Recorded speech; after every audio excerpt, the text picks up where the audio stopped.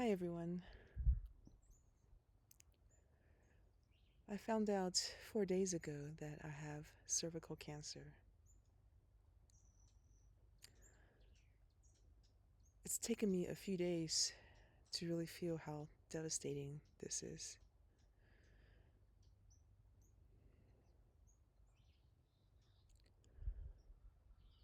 So, this isn't supposed to happen. I get yearly screenings with pap smears. And when I looked it up, this is a slow growing cancer. It's supposed to take 10 or 20 years to develop. So, how I can go from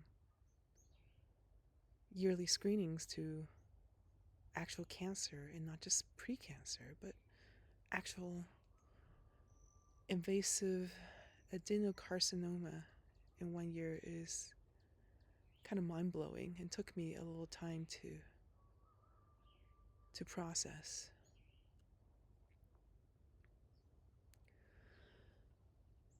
There is a slight technical issue that I found going back to my previous year's pap smear, which was abnormal, which was positive for HPV 16, I think, the one that is related to cancer.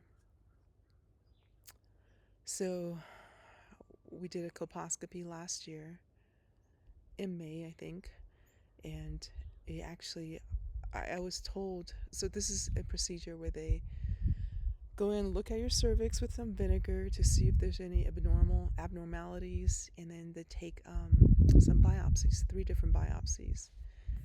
And I was told that the results were okay, and we just have to follow up in 1 year with another pap smear. So when I went back to look at it, it actually said high-grade dysplasia,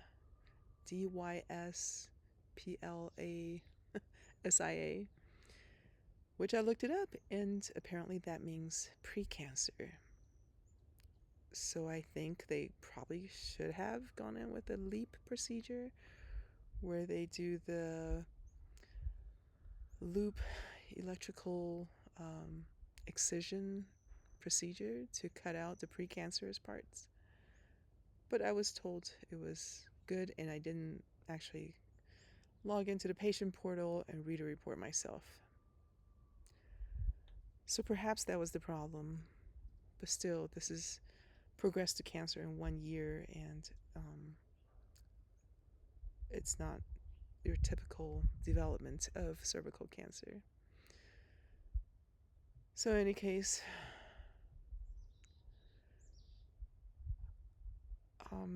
we're waiting right now to schedule some imaging, MRI, and also a PET scan, which will show where there is cancer in the body and whether it's spread from the cervix.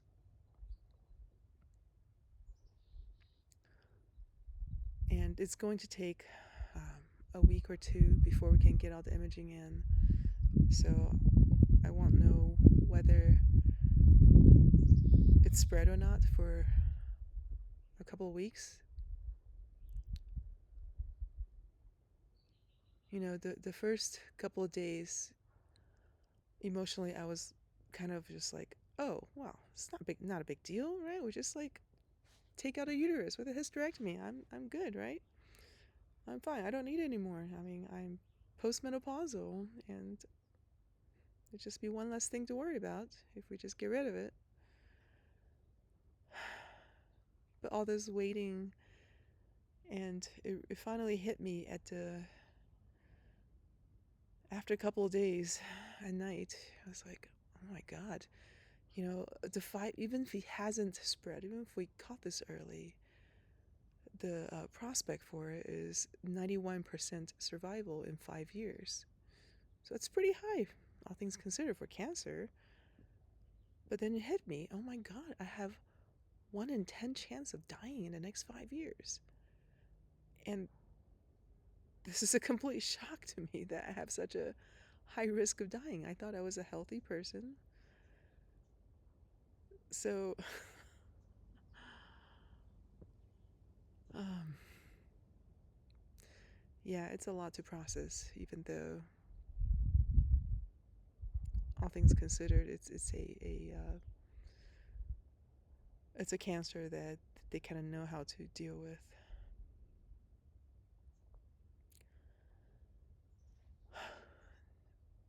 And I just have to say that if I had recorded this 2 days ago, I would be a very different person, a very different mindset than now. I've had a couple of days more after this hit me, and that I started feeling the reaction in my whole body and not just like in my head, in my mind.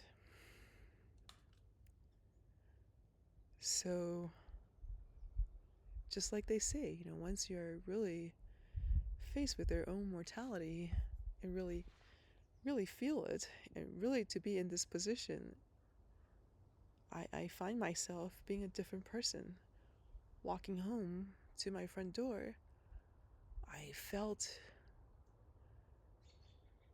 the familiarity of coming home and the familiarity of the trees and the house in my life that I've spent here, the time I've spent here. Everything is, I really felt it in my whole being. I really felt what it meant to be alive in a way that I haven't before.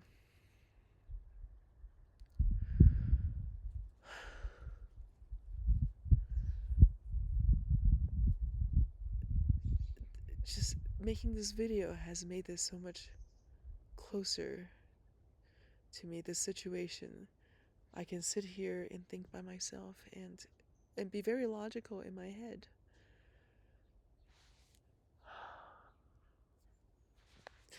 But opening my heart to the world, to put this out there, is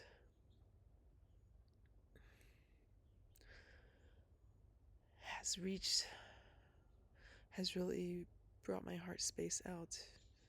This is not something I normally do. It's very uncomfortable to open up. Yeah.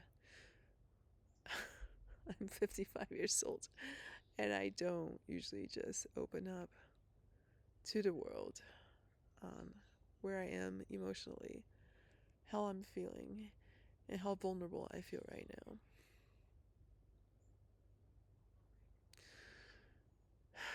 Anyways, one of the drivers for doing this and opening myself up is that I think this is not a normal progression of the disease to cancer.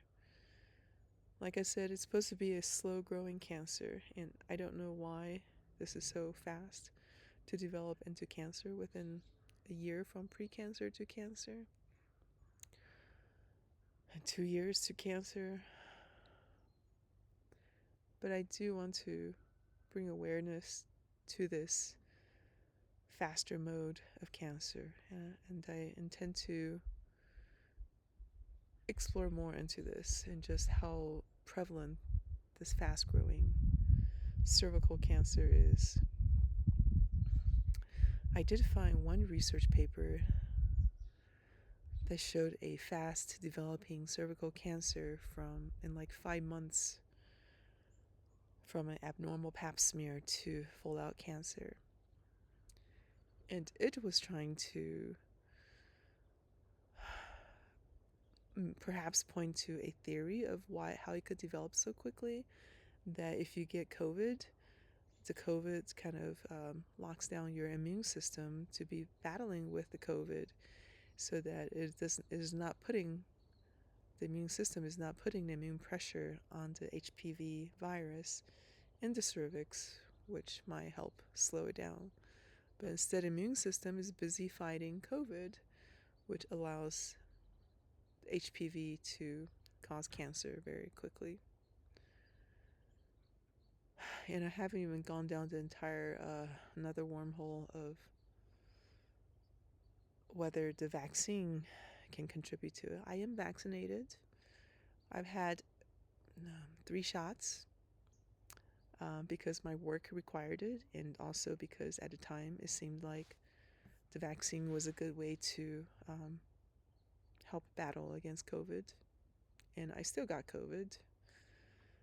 And I was pretty sick for about, I had high fever for about a week. So that was my original driver to put this out there, to open myself up. Because to raise awareness. Because the current thinking is that if you don't have to have a pap smear anymore after 65 years old, if you had regular annual checkups with pap smears. Because the thought is it's a slow growing cancer. So at 65, if you're going to develop it, it could take 10 years. And so you'll be 75, which is close to your life expectancy anyways. Which seems a little ironic to me, because if I was 65, I would expect to live, more than 10 years after that, 75. Right? I would expect to live beyond 75. I would hate to die of cancer at 75 if some screening can get rid of it. There's a bee on the camera.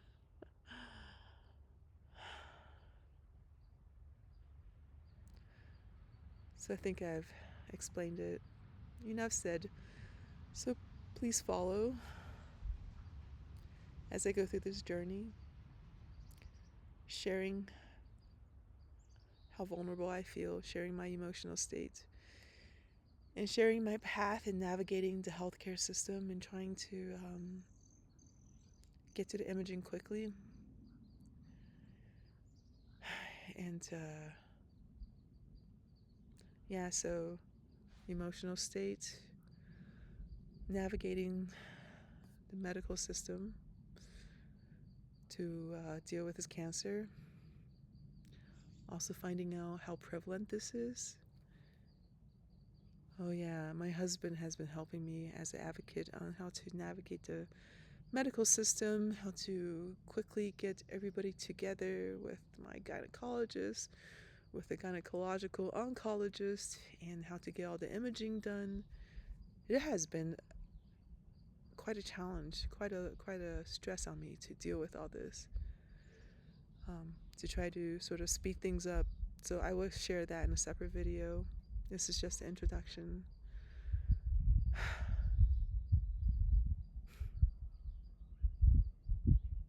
And I would appreciate any support, emotional support, that whoever gets to watch this video can help me. I would like to eventually, once I survive this, I would like to outreach, to bring awareness, and also to support people who are going through the same journey and navigating the medical system, navigating their emotional being, and just general support. So thank you. Thank you for your time.